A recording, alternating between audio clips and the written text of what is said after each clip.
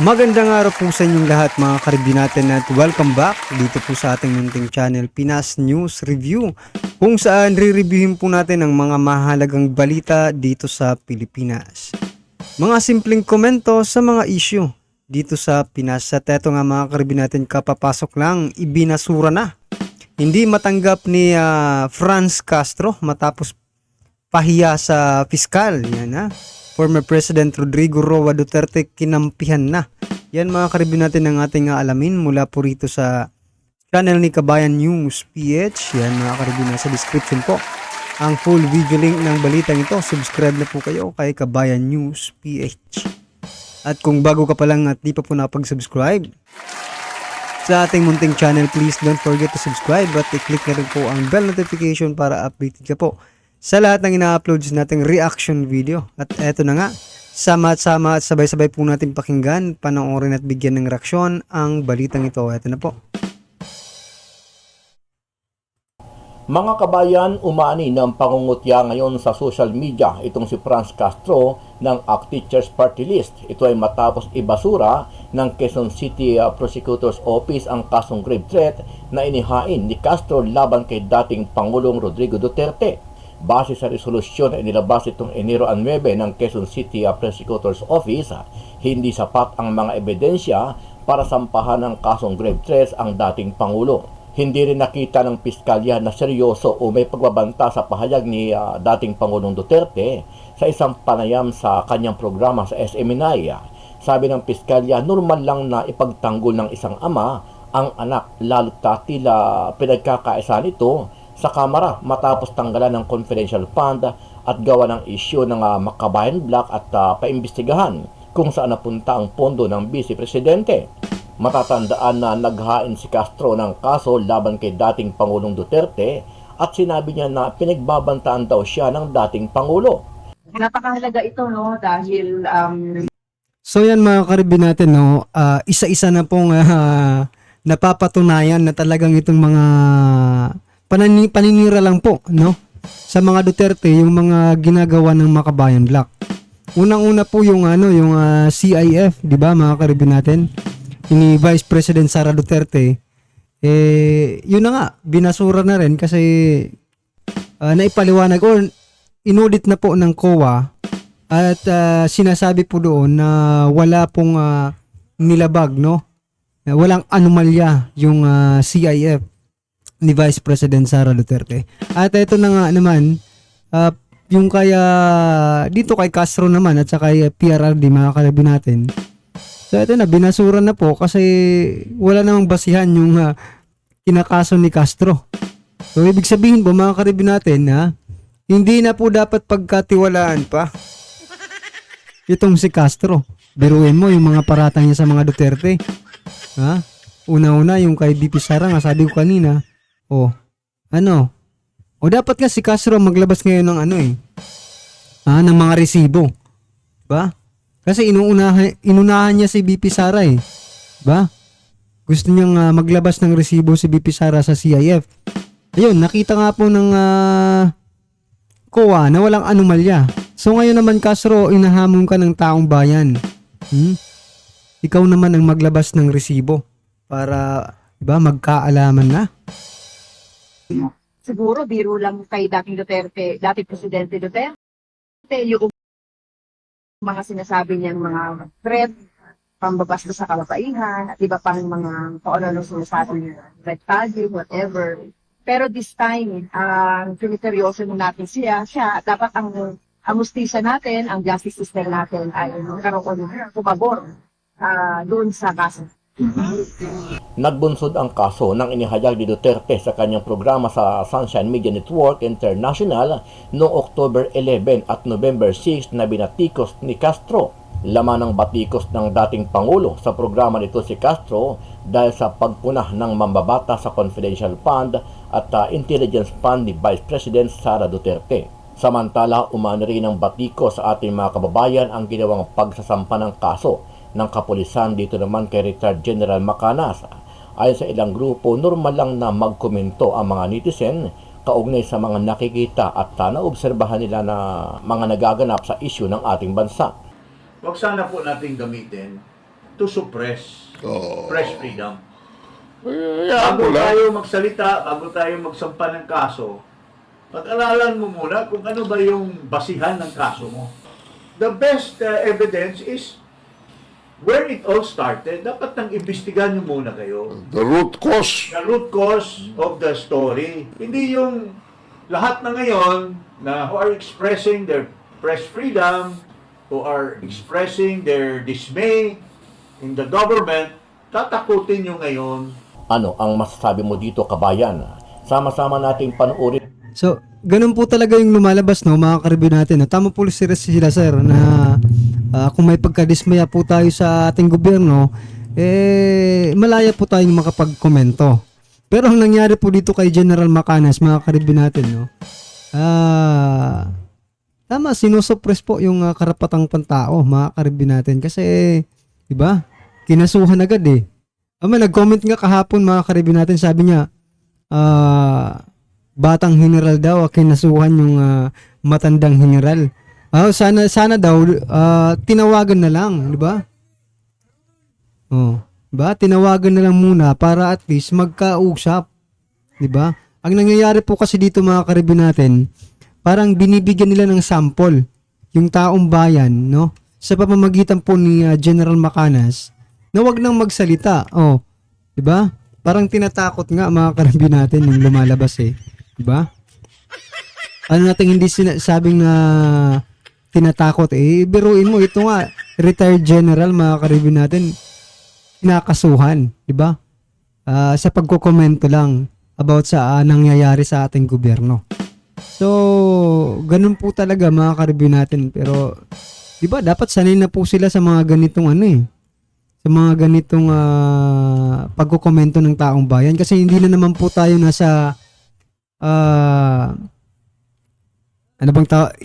makalumang tao, di ba? Moderno na po tayo, kaya nga po tayo may mga social media para doon na po ipahayag ang ating mga saloobin. Unlike before, mga ka-review natin na, di ba, sila lang yung pwedeng makapagsalita, parang one-way communication nga lang, mga ka-review natin, kasi hindi ka makapag-comment kasi television at radyo lang ang gamit nila, no? Ang nakakapag-comment lang doon, mga ka-review natin, yung mga nagiging guest, no, sa kanilang mga programa. Pero ngayon po, mga ka-review, talagang halos lahat po, di ba? Pwede na pong makapag-komento sa pamamagitan po ng iba't ibang social media platforms. Ang buong video at pakikomment nyo po ang inyong mga reaksyon at sariling opinyon. Pero bago yan, muli po ako nag-iimbita sa mga hindi pa po nakasubscribe sa ating channel na Kabayan News PH, pakipindot po ang subscribe button at pakiclick na rin ang notification bell para lagi kayong updated sa mga bagong upload natin na legit at napapanahong balita. Maraming pong salamat. Pinawalang bisa ng Quezon City Prosecutor's Office ang reklamong grave threats ni ACT Teachers Party List Representative Franz Castro laban kay dating Pangulong Rodrigo Duterte. Sa 14 na pahinang resolusyon ng piskal, sinabi nitong walang sapat na ebidensya upang kasuhan ng dating Pangulo sa nasabing krimen. Ang sinabing pagbabantaan niya ay nangyari sa kasagsagan ng confidential fund at napabalitang impeachment laban sa anak ng dating Pangulo na si Vice President Sara Duterte. Kaya bilang ama ay natural lamang na madismaya at depensahan ang kanyang anak laban sa political attacks. Dagdag pa ng piskal, hindi pangkaraniwan na ang pagbabanta o death threats ay gagawin sa publiko. Wala pang reaksyon dito si Representative Franz Castro. Napakahalaga ito, no, dahil siguro biro lang kay dating Duterte, dating Presidente Duterte, yung mga sinasabi niyang mga threat, pambabastos sa kalapaihan, at iba pang mga kung ano sinasabi niya, red tag, whatever. Pero this time, siniseryoso natin siya, dapat ang hustisya natin, ang justice system natin ay karoon pumabor doon sa kaso. So, paano ba yan, mga ka-review natin, May maniniwala pa kaya ngayon kaya Representative Castro, no? ACT Teachers Representative Castro. So, dalawang strike na po yun, Yung talagang napahiya siya. Doon nga po sa CIF na inaudit na po ng COA at walang nakitang anomalya. At dito naman po sa kanyang kinaso kaya dating Pangulong Duterte, walang basihan di umano itong kaso ni Castro. Ha? So, paano ba yan? Kasi dalawa na po yung inano niya di ba?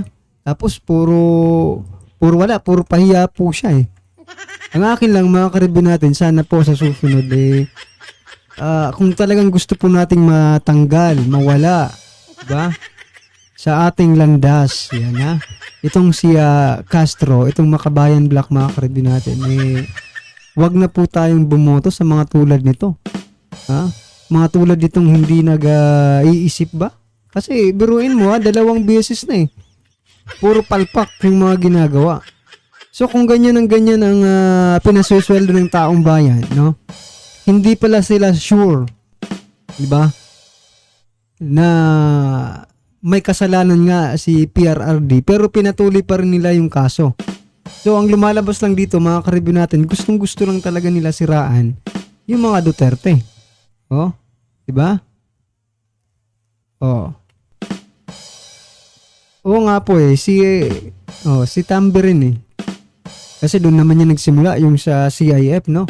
Na talagang pinaburan or talagang pinirmahan agad na i-remove dismiss na yung yung CIF ni VP Sara. Kaya okay lang yan. Kaya at least ngayon nalaman natin, mga karibyo natin na okay po ang mga Duterte. Diba? Wala po silang ginagawang korupsyon sa kanilang departamento. Diba? Unlike po dito sa mga congressman na ito, mga karibyo, hindi nga naglalabas ng resibo. Ilang beses na bang hinihingi yan ng taong bayan, diba? Na resibo. Ni isang resibo, wala tayong nakikita at tahimik po silang lahat. Pagdating po dito sa pagpapalabas ng resibo. Pero pagdating po doon sa pag-additional ng kanilang mga pondo, mabilis pa sa kidlat mga karibyo magdesisyon, di ba? For example na lang, yung doon sa sinasabing 2024 budget ng presidente. Ito lang yung hiningi pero tinaasan, di ba? Ni speaker. Tinaasan nila. Anong ibig sabihin yan? Di ba? Saan nila ilalagay? Saan nila gagamitin yung ito, tanong lang ito mga karibyo Saan po nila gagamitin yung idinagdag nilang pondo? At saka dyan din sa sa ayuda, no? Na lumobo rin yung yung pondo. Yung pala gagamitin di umano sa pagpapapirma ng People's Initiative, no? Ayan oo nga po dyan sa Tupad AX mga karibyo natin, bibigyan ka po ng ayuda pero pero kapalit ang pirma. Nang hindi mo alam, gagamitin na pala dito sa People's Initiative for Chacha. Ayan, mga karibyo natin, ano po ang inyong reaction dyan Well, anyway mga karibyo natin, talagang pahiya nga po dito si Castro. At ano man po ang inyong reaksyon patungkol po dito, ako po'y natutuwa mga karibyo natin kasi isa na naman itong sampal sa pagmumukha ni Castro mga karibyo yan, ano man po ang inyong reaksyon, i-comment lang po sa baba para at least alam po ng ating mga kababayan ang inyo pong nararamdaman patungkol po dito sa balitang ito, right? Kung bago ka pa lang at di pa po napag-subscribe sa ating munting channel, please don't forget to subscribe. At i-click na rin po ang bell notification para updated ka po sa lahat ng ina-uploads nating reaction video. At huwag din pong kalimutan mag-subscribe kay Kabayan News PH. Yan Nasa description po ang full video link ng balitang ito. Subscribe na po kayo kay Kabayan News PH. Maraming salamat po.